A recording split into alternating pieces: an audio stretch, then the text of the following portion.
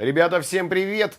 Оказывается, лук и картошку в одном ящике хранить не стоит, потому что картошка быстро прорастает. Без лука она не прорастает, поэтому, это так вам для разминки мозгов, и кто-то галочку себе поставит, там типа из серии. В общем, сегодня делаем вкусное блюдо. Это будет некий твист на азиатскую кухню. Твист имеется в виду под словом «похожий» в каком-то определенном направлении. Вы наверняка знаете, что есть такие боулы, да везде они, в Корее, в Японии и в Китае тоже. Рис, сверху яичница и какие-то там дополнения к этому ко всему. Вот плюс-минус то же самое я сейчас буду делать. Ну, о нюансах, о таких хитрых перьях совы вы узнаете чуть позже. 2 ветки томатов, немного масла, немного соли, немного духовки. Там 250 градусов. Мне нужно, чтобы за короткое время помидорки так сильно прям схватились, обгорели. Можно сделать это горелкой, но в духовке будет вкуснее. 5-7 минут. Засекаем. Так, делаем несколько манипуляций. Во-первых, подогреваем бульон говяжий. Мне для другого рецепта нужно мясо отварное. Я отварил его, у меня бульон. Если у вас нет бульона под рукой, значит, закажите, привезут замороженный. Это говяжий бульон, можно куриный, да любой. Вместо риса, я уже сказал, рис, да, я буду использовать такую штуку, она называется паста орзо, макароны в виде риса. В Италии его называют ризо ди симола, если я правильно акценты поставил. Рис из муки. Это вот такие макарошки.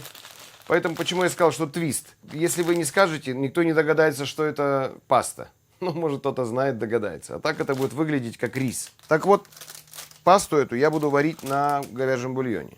И я ее буду варить, как бы это правильно сказать, не в большом количестве воды по правилам, а без правил, чтобы весь бульон впитался в макароны. Буду чуть-чуть добавлять воды, каких-то ингредиентов и так далее. Пока у меня закипает бульон, я быстренько подготовлю мясо. У меня кусок говядины, не знаю, надо говорить, какая часть. В принципе, трай-тип. 3 мышцы, такой отруб, он треугольный такой, да, получается. Вот так вот он выглядит. Вырезается с задней части бедра у коровы. Если не ошибаюсь, это верхняя часть кострица. Ну да ладно, это относится к альтернативным стейкам, то есть можно из этого куска нарезать стейки, пожарить их, очень вкусно получается. Можно целиком запечь как ростбиф, но я бы, наверное, в последнюю очередь это делал, потому что здесь тонкий край, здесь толстый, здесь нужно все это обвязывать, формировать, чтобы одинаково, потому что здесь вот в толстой части будет прожарка меньше, здесь уже все приготовится за это время. Для запекания, не знаю, его рекомендуют, но не уверен, что это правильный подход. Стейки и, соответственно, какая-то такая вот прикладная гастрономия, когда мы будем сегодня делать... О, бульон закипел. Возвращаемся к бульону. Быстро.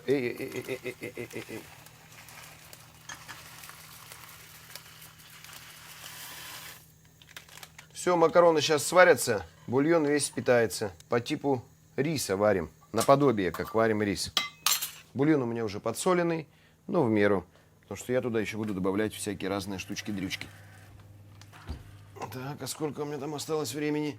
2 минуты. 7 минут, значит, маловато. Ставим еще 3 минуты сверху до 10, чтобы... Да? 10 минут в итоге получается. Видите, для разных продуктов, вот даже я сколько готовлю в этой печке, и все равно подбираешь подход какой-то, да, к этому ко всему. Нельзя вот так вот, чтобы вот многие пишут там в комментариях, а сколько мясу запекаться и при какой температуре. Там обстоятельств такое количество, что это вообще, не знаю, трудно уложить даже мне как повару в голову. Так, поглядываем все время за макаронами, потому что они норовят прилипнуть. Кусок масла сразу туда отправляю, сливочного. Немного соевого соуса нужно добавить. Капельку совсем, да? Макароны по вкусу должны быть простые, без яркого вот этого, без яркой азиатчины. Но при этом я туда еще щепотку сахара добавлю, потому что очень украшает сахар. Опа, щепотку. Так, знаете, для вкуса, для легкости. Так, быстро маринуем мясо. Острым ножом разрезаем кусок. Это у меня пойдет на стейк. В общем, фишечка трайтипа в том, что 3 разные мышцы и волокна все в разном направлении идут. И желательно все время резать против волокон. Поперек, вернее, против волокон, говорю. Кто-то скажет, что можно было бы заморозить и нарезать тонко. Не всегда есть время для того, чтобы заморозить мясо. Нужно взять острый нож и тонко постараться нарезать. Чем тоньше, тем лучше. Ну, размышлять на тему. Так.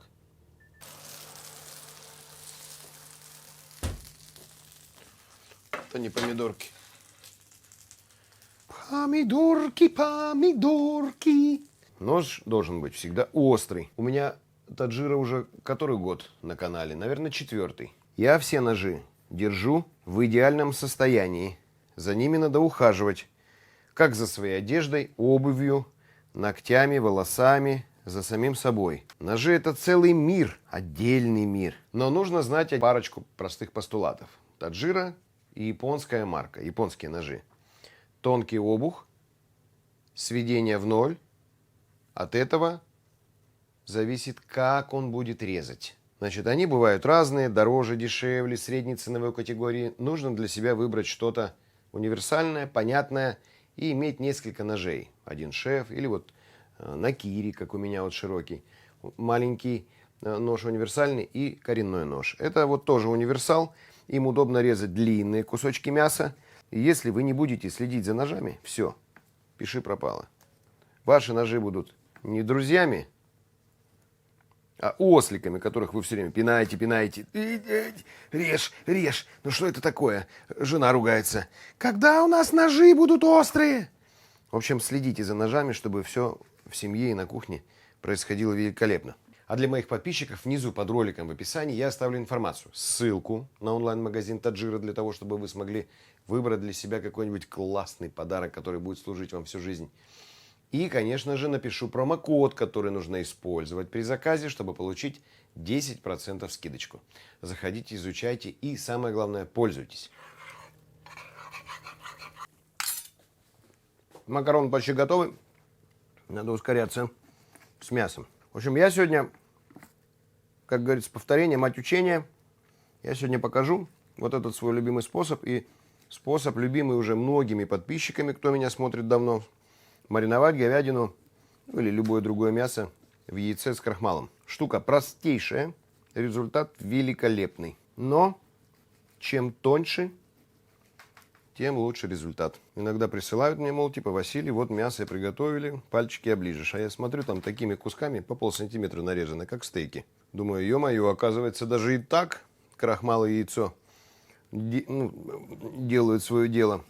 Тоненько надо, тоненько, как бумагу, понимаете? Тогда эффект будет лучше, круче, на языке будет потом вообще такие ощущения потрясающие, которых при толстой нарезке не добиться. Так, это все отставляю. У меня здесь черный смешанный с белым. Немного соевого соуса, пару капель кунжутного масла. Ароматного кунжутного масла. Если вам кто-то приносит или вы покупаете холодного отжима кунжутное масло, я лично не вижу в этом смысла по одной простой причине. Кунжут хорош за свой аромат. Если у кунжутного масла нет аромата, зачем его покупать? И можно использовать оливковое или подсолнечное. Ну, зачем? Яйцо разбиваем. Крахмал добавляем. Оп, крахмал. Картофельный, кукурузный. Честно признаться, я не нашел каких-то там таких серьезных отличий между кукурузным и картофельным вот в этом вот блюде. Так, все. Макарошки сварились. Вот смотрите. Они и воду впитали, и сами такие в соусе. В таком, в неком, да, жидковатые. Но этот соус сейчас быстро исчезнет, они пока горячие. Будут впитывать в себя все остальное. Маленькая сковорода. Опа. Все это перемешиваем, чтобы каждый кусочек обвалялся в этой жижке.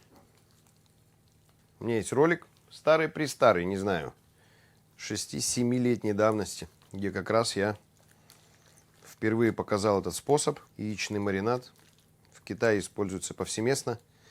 Вьетнамцы из-за того, что почему-то не используют, У них мясо всегда вот в обжарке сухое, а у китайцев всегда нежное, мягкое, сочное. Пока у нас мясо маринуется, ну, ему можно дать постоять, не знаю, там 5-7 минут. В общем, яйцо жарим. Яйцо по моей любимой технологии. Ой, сколько комментов было на просто жареное яйцо. Ребят, я вас люблю, честно сказать, ржал как конь. Некоторые серьезно восприняли такие. Нет, а мы любим с подошвой. Да, no problem. Кто любит с подошвой, тот с подошвой пусть ест без вопросов. Я готовлю без подошвы. Просто нужно деликатно поджарить яйцо, ничего не меняя. Все, ставлю на самый маленький огонь. Как только весь белок приготовится, чтобы вы не кричали, а яйцо-то сырое.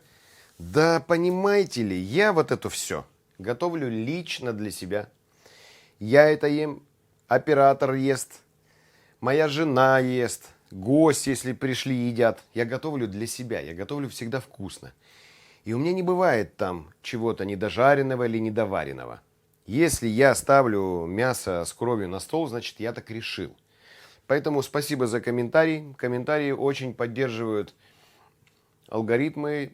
Если вы просто хотите оставить комментарий какой-нибудь положительный, пишите с удовольствием. Я читаю, не все, конечно, но, блин, столько комментариев. Благодарю вас за комментарии. За дельные и за нормальные. За всякие хейтерские не благодарю. Осталось только пожарить говядину. И будем все складывать на тарелочку. И причем один мужчина такой пишет коммент. Мы едим с подошвой, любим, когда зажаристые края. Мой сын вообще другую яичницу не ест. Видите, вот типа. Понятно, почему не ест. Потому что его с детства кормят яичницей с подошвой. А вы его накормите комфортной, сливочной, деликатно приготовленной яишенкой. Он поймет, насколько яйцо вкуснее в 10 раз. Серьезно. У меня же много подписчиков, которые ели так, а потом попробовали без подошвы и сказали: ё-моё, я только теперь так буду жарить.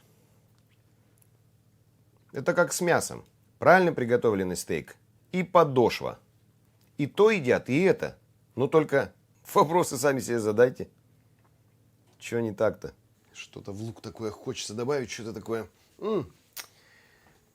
Что-то остренькое охота добавить. Остренького немножко. Чили, перчику сюда. И кунжутного масла чуть-чуть добавлю. О, прям пару капель. Чтобы оно потом там раскрывалось вкусами разными. Так прилично, прям все донышко надо закрыть. Это, в общем, мясо вообще должно вариться во фритюре, по идее. Но мы делаем, так в сковородочке такое количество наливаем. Хорошенечко накаляем сковороду и масло.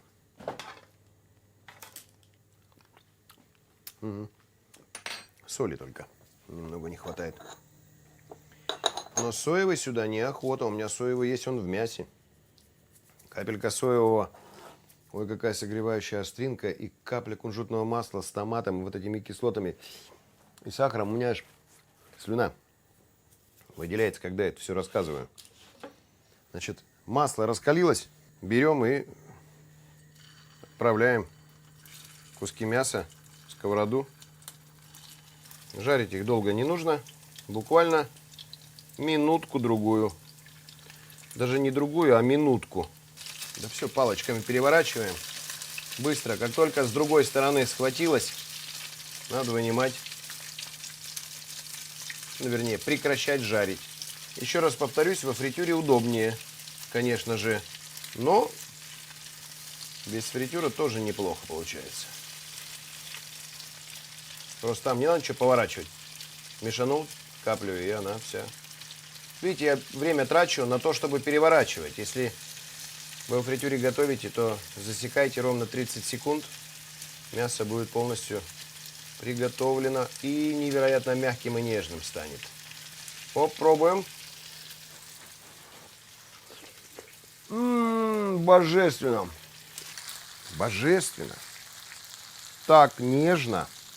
Я не знаю, нежнее, чем курица даже. Единственное, что меня смущает в этом во всем, это то, что здесь недостаточно соли. Мало соевого соуса добавил, но можно всегда посолить не соевым соусом. Соевый соус дает вкус, а соленость дает соль. Соевым тоже можно, конечно, солить.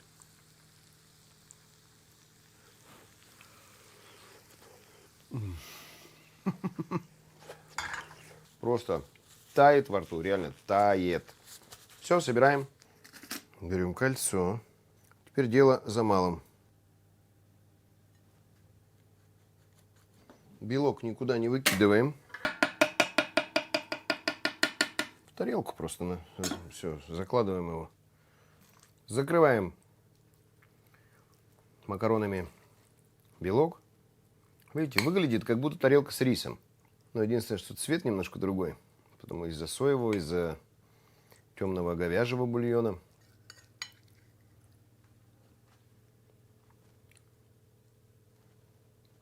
Дальше идет мясо.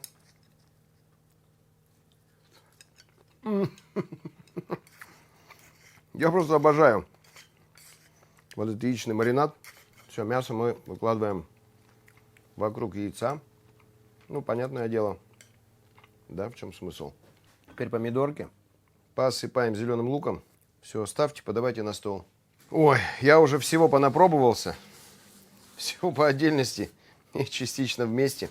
Блюдо получилось великолепное. Яйцо я не солил, потому что соли везде достаточно. Все лишнее, как говорится, в рот. Блин, как это вкусно. Приятного аппетита, дорогие друзья. Обязательно приготовьте что-нибудь такое. Или используйте какие-то техники, ингредиенты и сочетания так, чтобы другие ваши блюда были интереснее, чем вчера. И интереснее, чем мои. Потому что вы же люди творческие все. Гастрономию любите. Кайфуйте от еды. Вот и все. Пока.